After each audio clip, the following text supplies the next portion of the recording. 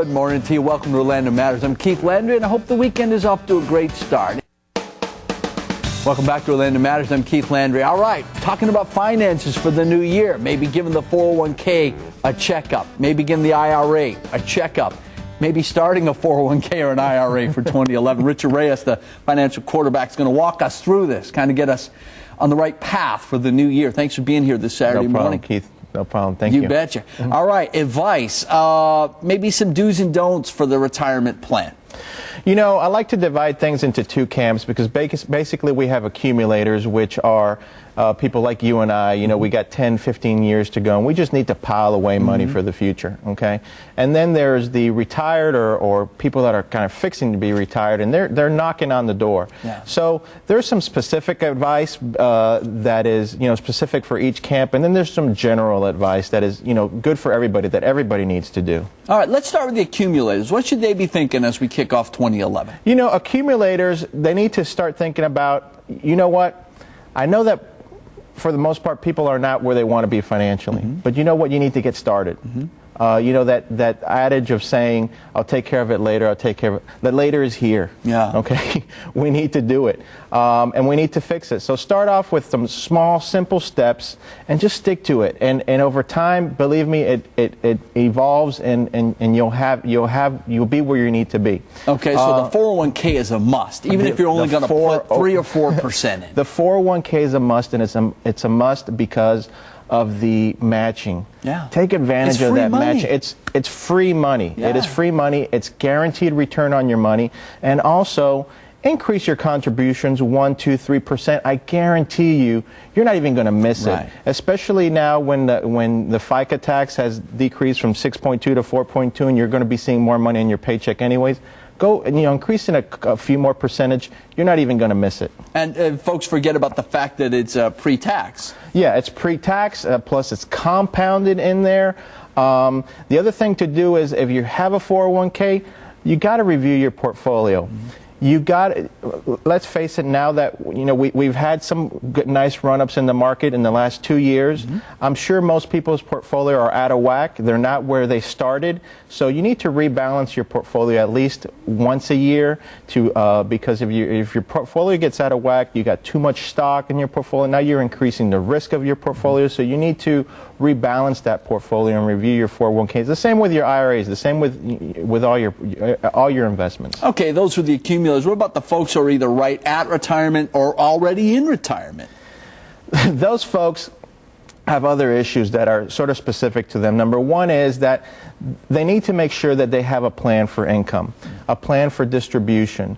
And you need to make sure that your plan is on track. And you need to make sure that you're dealing with an advisor that understands that stage of life, because there's many in the financial services industry that don't understand the distribution planning phase of life. So you need to make sure that your income is on track, that your income is keeping up with your standard of living. You got to make sure that you're not running out of money. Believe me when I tell you that there's a lot of retired people that are running out of money, and it's one of those things. I'll get to it later. Well, when you run out of money, you run out of money. They never thought they would live as long as they're living. Exactly. Yeah. Which leads me to the other point of, you know, you got it. Long-term care issues. It's no longer a question of if. It's a question of when. I guarantee you that you won't need it. So you got to take a look at: are you going to insure it? Meaning, are you going to buy some long-term care insurance, or do you have enough money to take care of it? And that's one of the things that many people misunderstand. Medicare doesn't take care of your long-term care. It doesn't take care of your nursing home needs. So you have to make sure that you have money to cover it somewhere, or that you still love your kids so that you can move in with them. Yeah, so the family can get along. Yes. when the kids got to care for the parents. Wow. Okay, so we talked about accumulators and seniors right on the brink of retirement. How about some do's and don'ts that apply to just about everyone? I think one of my favorite is, you know, we find people failing all the time because of bad behavior and emotions. You know, that's how bubbles form. That's how bubbles burst. It's people's bad behaviors and emotions. And the other thing to also understand is seek advice and seek qualified advice. Always seek advice from a certified financial planner in these matters. I like to tell people always that, you know what you don't know.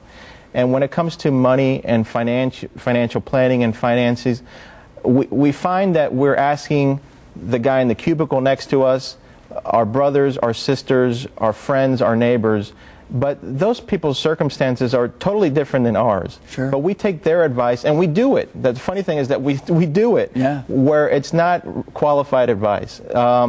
Those two are probably the most pertinent for the general public. Awesome. Mm-hmm. One last question. Gold. Way up. Some people say it's a bubble that's got to pop. Does gold still have a run in it for 2011, or does it only go down? You know, your guess is as good as mine. Mm-hmm. Gold is a speculative investment. It always has been. You know, right now it has reasons why it's going up. Most of it is emotional reasons, because where the public thinks that we're going, because we're printing money, because the rest of the world is also having issues. So gold has that speculative value to it. But if you notice, I think it was earlier this week, gold took a pretty big dip, but it had taken a pretty big rise in the month of December. So I see it. It's a speculative investment. I mean, it's no different than what real estate was at one time or what technology was. It's just a sector of the stock market that is just going crazy. Fascinating. All right, to Reyes, the financial quarterback. Thanks for starting 2011 with a little advice for us. Thanks, Keith. You bet. When we come back on Orlando Matters, we'll tell you what the African American Chamber of Central Florida is up to for 2011. Come on back.